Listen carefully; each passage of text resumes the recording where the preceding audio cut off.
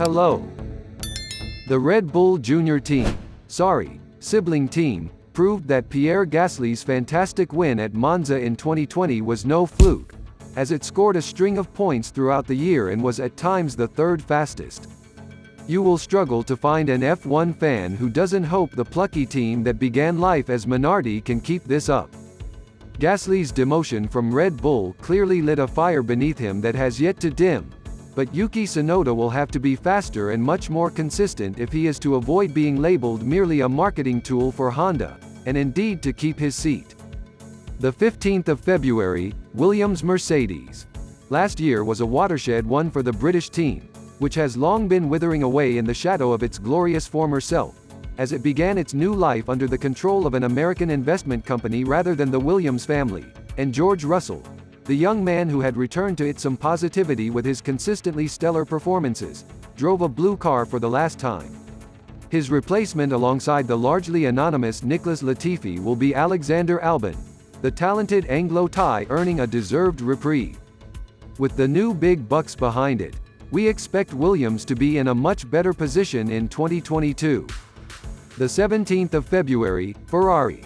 From being title race outsiders earlier in the turbo hybrid era and sporadically winning races, Ferrari quietly faded away to the extent that it now finds itself in its biggest win drought since the early 1990s.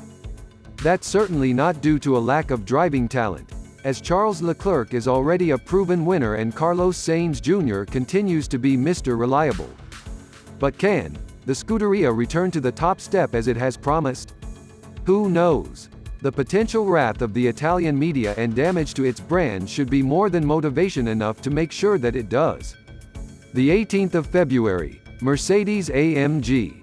It would be a fool who would bet against Mercedes-AMG remaining the leading force in F1. So great and so consistent has been its success over the past 8 years, and its power unit is, if not the fastest, the joint fastest on the grid. The team is still bridling with injustice over the fiasco that led to Red Bull's Max Verstappen unjustly snatching what would have been a record-breaking 8th title from the grasp of Sir Lewis Hamilton. Hopefully it can channel that energy to become even better. Meanwhile, George Russell has very big boots to fill in the other silver arrow. There will be no place to hide, but then we can't see him needing one. The 21st of February, Alpine-Renault.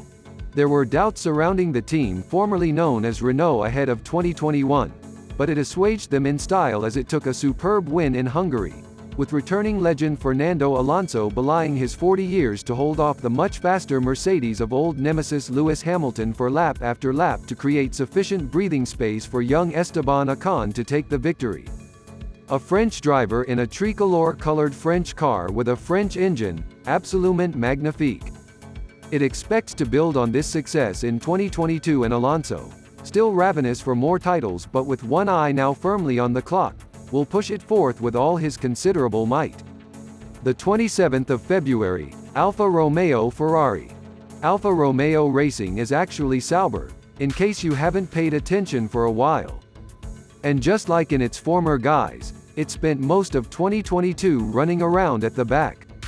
We can't see that changing, unfortunately, even if the driver lineup has arguably improved, as the "I really can't be arsed" attitude of Kimi Räikkönen is replaced by the earnest efforts of compatriot Valtteri Bottas, a refugee from Mercedes.